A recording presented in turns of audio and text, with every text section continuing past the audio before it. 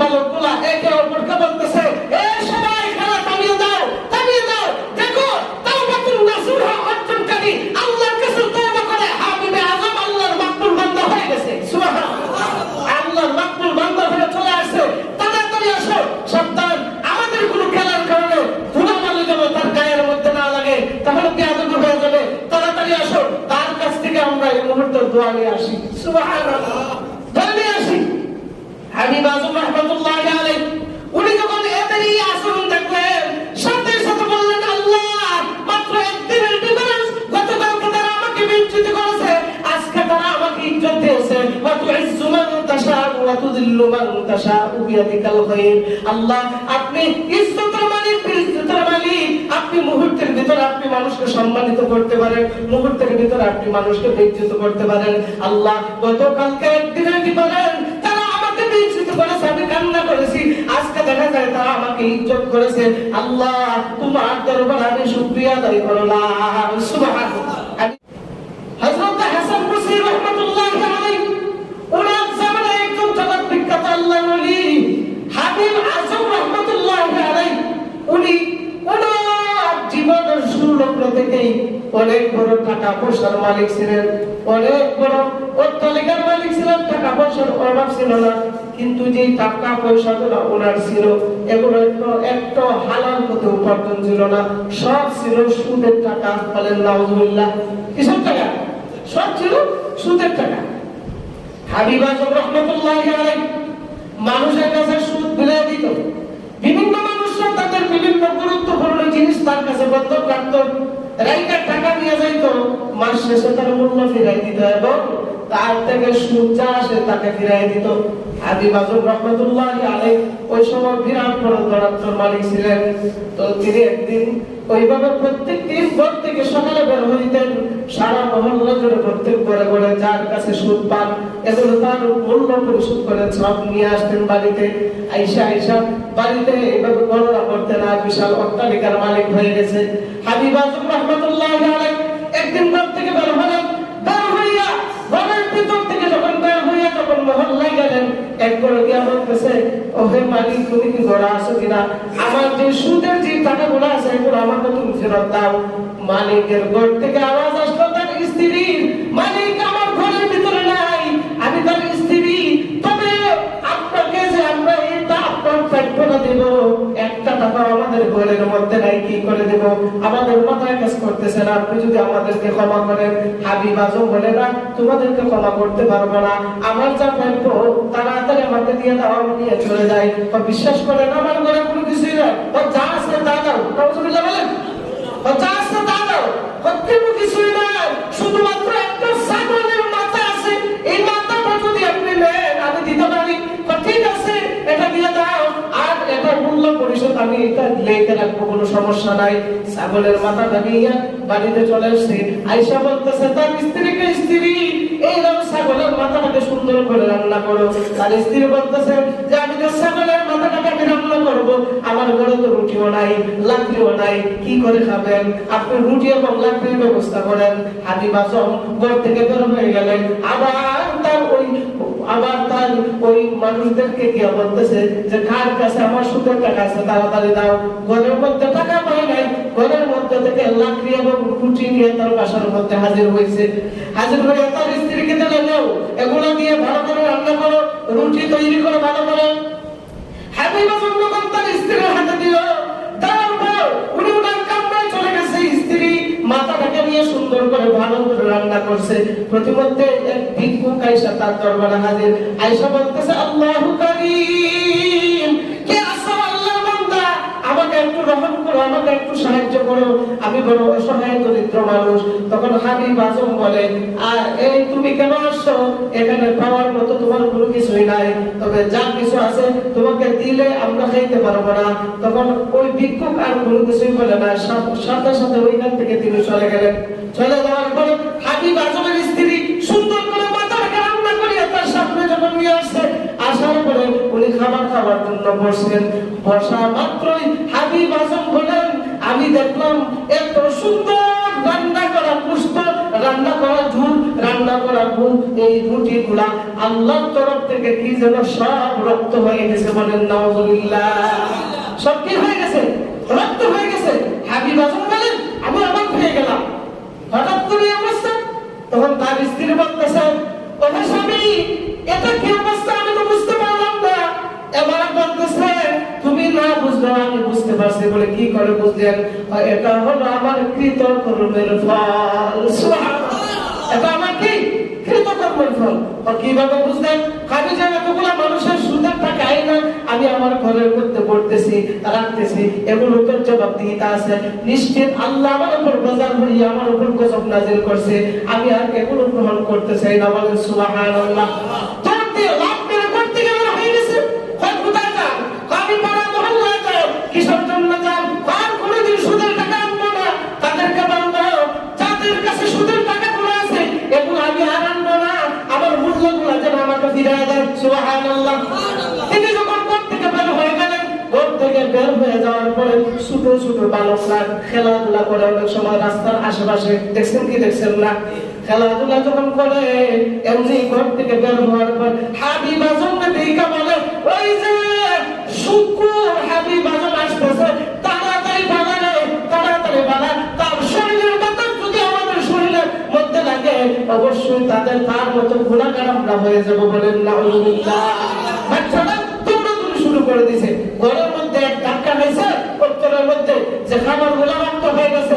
আর এখন আমার সামনে থেকে যে বাচ্চারা এইটা পালন করছে, তখন আরেক ধাক্কা ভিতরে হয়েছে। খায়া হয় কি এক জামানায় আসলাম, বুঝলাম না আমি কি এতই ঘৃণান্বিত হয়ে গেলাম।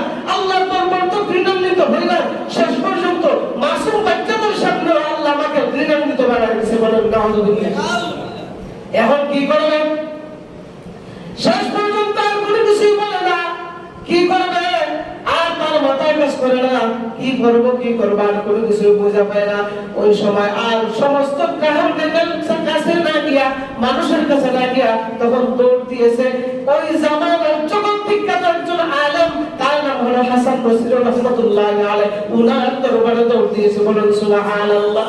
গিয়ে বলতেছে, ওহে আল্লাহর ওলি, এই আমার ঘটনা, এই আমার ক্ষতি হয়েছে, আমি বুঝতে পারি নাই, কিন্তু যেটা হয়েছে অবশ্যই এটা আমার কৃতকর্মের ফল, যেটা আমি বুঝতে পেরেছি।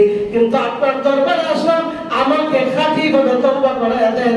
আজকে থেকে বাকি জিন্দেগির জন্য আমি এই ব্যবসা আজকে থেকে আমি পরিত্যাগ করলাম। সুবহানাল্লাহ। হাসান বসরি ওনাকে তওবা করাইলেন, ওযু করাইলেন, তওবা করাইলেন, তালিম দিলেন, তরবিয়ত দিলেন।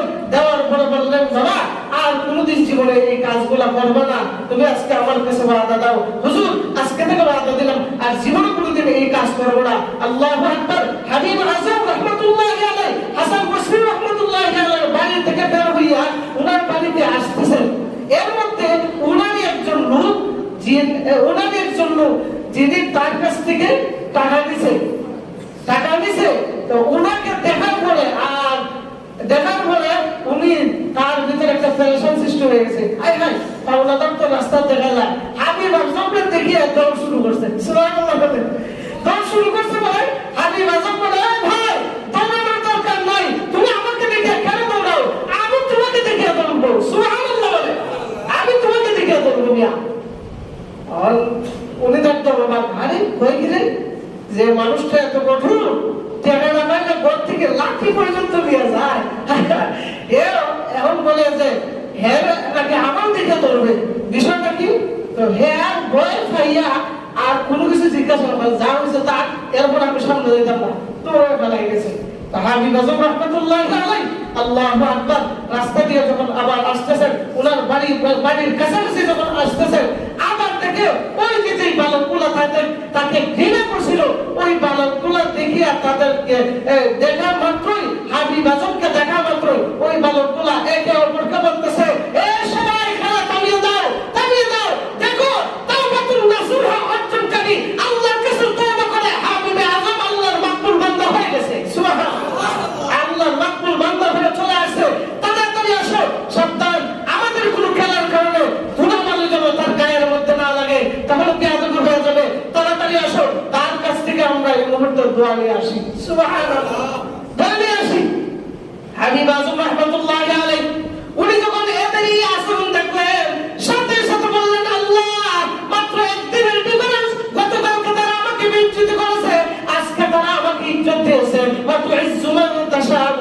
তুযিল্লু মান তাশাউ বিয়াদিকাল খায়র। আল্লাহ আপনি ইজ্জতের মালিক, ইজ্জতের মালিক। আপনি মুহূর্তের ভিতর আপনি মানুষকে সম্মানিত করতে পারেন, মুহূর্তের ভিতর আপনি মানুষকে বেইজ্জত করতে পারেন। আল্লাহ গতকালকে একদিনের কি বলেন, তারা আমাকে বেইজ্জত করেছে, আমি কান্না করেছি, আজকে দেখা যায় তারা আমাকে ইজ্জত করেছে। আল্লাহ তোমার দরবারে আমি শুকরিয়া আদায় করলাম। সুবহানাল্লাহ। আমি বাজন বলেন, তারা আমাকে এই কথা বলার পর আমার অন্তর ঠান্ডা হয়ে গেছে। দৌড়ে বাড়িতে গেলাম, গিয়ে বললাম বিবি আজ থেকে বাকি জিন্দেগির জন্য আর কোনোদিন এই ব্যবসা করবো না। সারা এলাকার মধ্যে এলান করে ছড়াইয়া দিলেন, ওহে মানুষ তোমরা যারা আমার কাছে যে জিনিসগুলো বন্ধক রাখছিলা এগুলো নিয়ে নাও, তোমাদের কাছ থেকে তোমরা আমাকে যে টাকাগুলো দিয়েছিলা ওইগুলাও আমি মাফ করে দিলাম। সুবহানাল্লাহ। যে উনার কাছ থেকে যে টাকাগুলো নিছিল ওইগুলো মাফ করছে, আর যে জিনিসগুলো বন্ধক রাখছিল এগুলো ফিরিয়ে দিছে। শুধু তাই নয়, উনার ঘরের আসবাবপত্র যা কিছু আছে সবগুলো বিলিয়ে দিছেন। উনার জামা মাত্র একটা চামড়ার একটা জামা রাখছেন, উনার স্ত্রীর জন্য একটা জামা রাখছেন, আর সবগুলো ফকির মিসকিনকে বিলিয়ে দিয়ে দিছেন। একদম নিঃস্ব হয়ে গেছেন। আর বলতেছেন যে সম্পত্তি আল্লাহর নৈকট্য অর্জন করা যায় না, যে সম্পত্তি মানুষকে হাসি খুশি দেখা যায় না, যে সম্পত্তি মাসুম ব্যক্তিগুলো আমাকে বিচ্যুত করে, এই সম্পদের এই দুনিয়াতে আমার কোনো প্রয়োজন নাই। সুবহানাল্লাহ। কোনো প্রয়োজন নাই।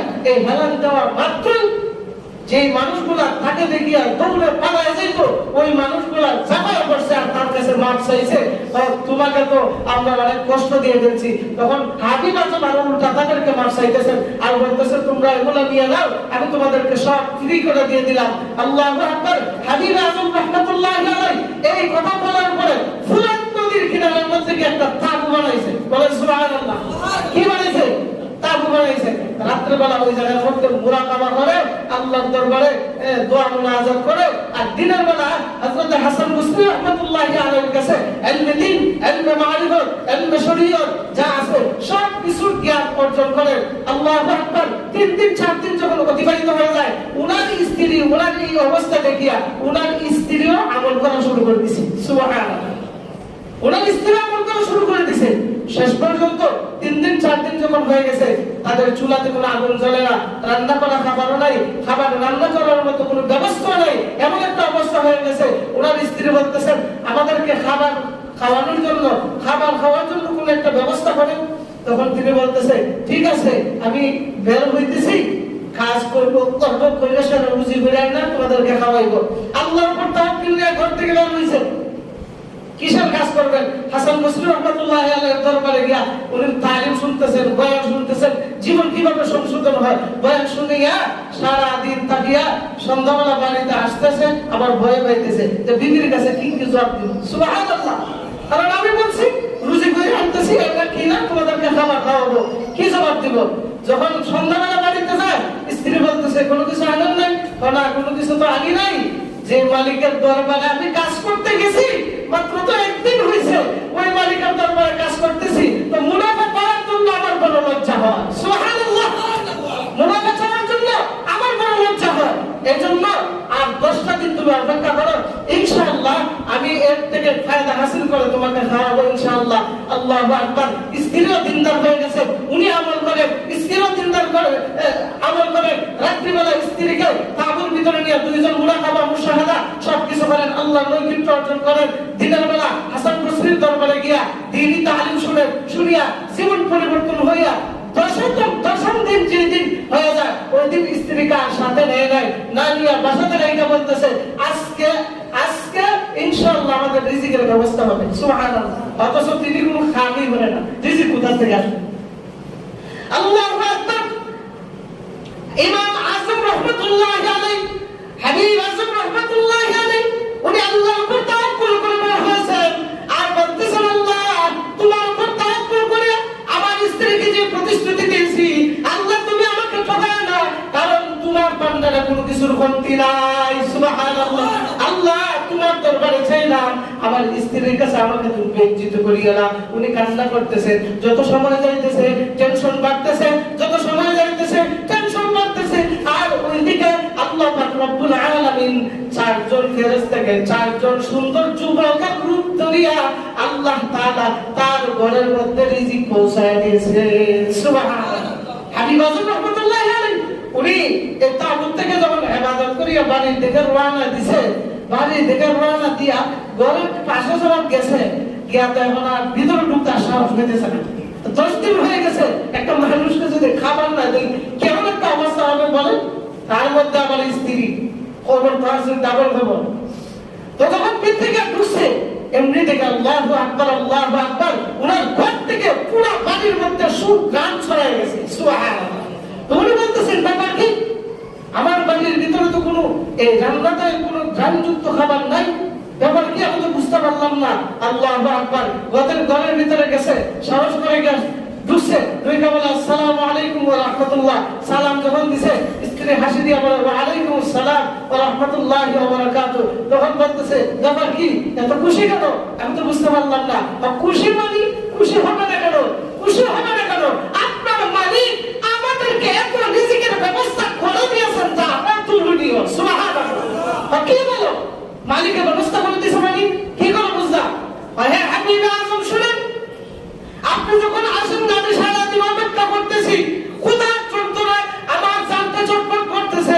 এমনি দিকে সাদা পোশাক পরিহিত 4 জন সুঠাম দেহের ওয়ালা সুন্দর 4 জন যুবক আসছে, এক বস্তা আটা নিয়া এবং এক পাত্র মধু নিয়া, এক পাত্র ঘি নিয়া এবং 300 দিরহাম রূপে নিয়া 300 দিরহাম আমাকে দিয়া গেছে। আর বলছে যে তোমার স্বামীকে বললো, যে মালিকের গোলামি করতেছে, যে মালিকের ইবাদত করতেছে, ইবাদতটা যদি ধরে রাখে কিয়ামত পর্যন্ত রিজিকের অভাব হবে না। সুবহানাল্লাহ।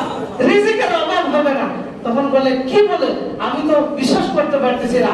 তখন হাবিব আযম সাথে সাথে গিয়ে মুরাকাবায় বসছেন। মুরাকাবায় যখন বসছেন, আল্লাহ তাআলা ইলহাম জারি করছেন, হাবিব আযম তুমি কিসের জন্য চিন্তা করো? তুমি এতগুলা সবকিছু ত্যাগ করিয়া তাওবা নাসুহা অর্জন করিয়া তুমি আমার জন্য এত কষ্ট করেছো, সন্তুষ্ট অর্জন করেছো, তোমার তো আমি ফিরাই দিতে পারি না। আমি আল্লাহ তাআলা, তুমি কারো অধীনস্থ কাম করো না, এটা কি হইছে, কোনো অসুবিধা নাই। আমি আল্লাহ 4 জন ফেরেশতাকে মানুষের মুখ দিয়ে ধরাইয়া জান্নাত থেকে খাবার তোমার ঘরে পৌঁছায় দিয়েছি। সুবহানাল্লাহ। তোমার চিন্তা করার কোনো কারণ নাই। আল্লাহু আকবার। হাবিব আযম রাহমাতুল্লাহি আলাইহি বলেন, ও স্ত্রী জানো এরা কারা? 4 জন যে যুবক দেখছিল, এই 4 জন যুবক হলো আল্লাহর ফেরেশতা। বলেন সুবহানাল্লাহ। তা তো বললাম, কিন্তু আপনি কোন মালিকের খাস করেন, আমাকে একটু নিয়ে যাবেন, লোকটা তো অনেক ভালো। তখন বলতেছে আরে শুনো, ইনি কোন লোক না, ইনি এমন একজন যিনি আসমানের মালিক, জমিনের মালিক, তোমার মালিক, আমার মালিক, তিনি হলেন রব্বুল আলামিন। সুবহানাল্লাহ। তখন তিনার স্ত্রী বলে, আল্লাহর গোলামি করিয়া যদি এত পাওয়া যায়, তো কিয়ামত পর্যন্ত আর কোনোদিন গোলামি ছাড়ব না। বলেন সুবহানাল্লাহ। তো মানুষ তওবা করলে আল্লাহ তাআলা অবশ্যই তওবা কবুল করে। তবে করার মতো করতে হবে, করার মতো করতে হবে, শুকরিয়া আদায় করার মতো করতে হবে, তাহলে আল্লাহ কবুল করবেন। হাবিব আযম একজন বিখ্যাত সুদখোর ছিলেন, কিন্তু আল্লাহ তাআলার কাছে তওবা করার কারণে আল্লাহ তাআলা এমন ভাবে মাফ করেছেন, তাকে মুস্তাজাবুদ দাওয়া বানায় দিয়েছেন। বলেন সুবহানাল্লাহ। মুস্তাজাবুদ দাওয়া বানায় দিয়েছেন। ওনার কাছে এক মহিলা আসছে, আয়েশা বলতেছে, ও হুজুর শুনেন, আমার একটা ছোট বাচ্চা অনেকদিন যাবত পাই না, আমার ছেলে সন্তান একটা পাই না, কি হয়ে গেছে? আমি আপনার দরবারে আসছি, আপনি আল্লাহর কাছে একটু দোয়া করেন না। আপনি তো মুস্তাজাবুদ দাওয়া, অবশ্যই আপনার দোয়া আল্লাহ ফিরিয়ে দিবেন না। আপনার কাছে দোয়া চাইতেছি, আপনি তাড়াতাড়ি একটু দোয়া করেন। তখন বলতেছে, তোমার কাছে কি আছে আমাকে দাও। আমার কাছে 2টা রুপি আছে, আমার কাছে দাও। 2টা দিরহাম আমার কাছে দাও। তখন ওনার কাছ থেকে নিয়ে উনি একজন ভিক্ষুককে ডাকলেন, গায়িকা, উনি ভিক্ষুককে দিয়ে দিলেন আল্লাহর রাস্তায়, আর বললেন, যাও, অচিরেই তোমার ছেলে সন্তানটা তোমার বাড়িতে আসতেছে। সুবহানাল্লাহ। উনি ওনাকে পাঠাইয়া মুরাকাবাতে বসে গেছে। মুরাকাবাতে বসে আল্লাহর কাছে 2 হাত করে আল্লাহর কাছে মুনাজাত করছে, আল্লাহ এতদিন পর্যন্ত তার সন্তানকে পায় না, আমার কাছে আসছে, আমার কোনো ক্ষমতা নাই, সমস্ত তোমার ক্রেডিট তোমার কাছে চাইতেছে। আল্লাহ এই দুঃখিনী মাকে আর খালি করিও না, অনেক বছর ধরে তার সন্তানকে পায় না। আল্লাহু আকবার, আল্লাহু আকবার। উনি দোয়া শেষ করতে না করতে এমনি দেখা যায় ওই মহিলার চিৎকারের আওয়াজ শোনা যায়। সুবহানাল্লাহ।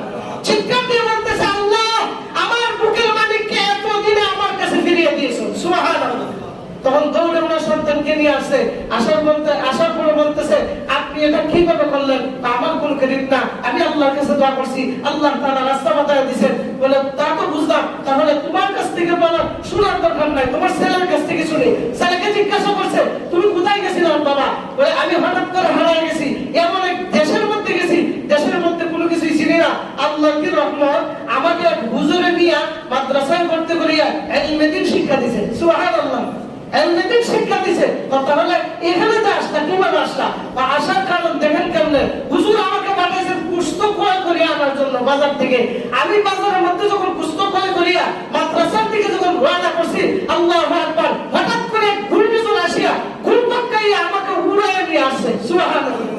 আর যখন তাজকিরাতুল আউলিয়া নামক এই কিতাবের মধ্যে ঘটনাটা আছে যে উনাকে উড়াইয়া নিয়ে আসছে, তখন বলতেছে শুধু তাই নয়, আর আমাকে যখন ঘূর্ণিঝড় আইসা যখন আমার কাছে দাঁড়াইছে, আমি একদম ভয় পেয়ে গেছি। কে যেন এই বাতাসের মধ্যে বলতেছে, ও হে বাতাস, তোমাকে আমি অর্ডার করলাম এই মুহূর্তে এই সন্তানটা তাকে তার মায়ের কোলে তুমি মুহূর্তের ভিতরে ফিরে আনাও। সুবহানাল্লাহ। এখন চিন্তা করে একটা বাতাসের কি ক্ষমতা, আর সুলাইমান পয়গম্বরের কেমন ক্ষমতা আছে। সুবহানাল্লাহ। এই বাতাসের সুলাইমান পয়গম্বরের কথা শুনতো। সুবহানাল্লাহ, কেমন ক্ষমতা ছিল। যাই হোক, এই কথার সংক্ষেপ হইল আল্লাহ তাআলা আমাদেরকে যে নিয়ামত দিয়েছেন, এই নিয়ামত দ্বারা আল্লাহ তাআলার সন্তুষ্টির কদর করা, আল্লাহর ইবাদতের কদর করা, এই নিয়ামত দ্বারা আল্লাহকে বোঝা, চিনা, জানা, শুকরিয়া আদায় করা, তাওবা করা, ইস্তিগফার করা, এগুলো আমলের ভিতরে যদি আমরা আনতে পারি, এত বড় কাটটা জাহান্নামীকে যদি মাফ করতে পারে, তো আমাদেরকে আল্লাহ তাআলা মাফ করতে পারেন কি পারেন না? আমরা মাফ চাবো তো ইনশাআল্লাহ। আল্লাহ তাআলা সবাইকে কবুল করুক, সবাই বলে আমিন। ওয়া আখিরু দাওয়ানা আলহামদুলিল্লাহি রাব্বিল আলামিন।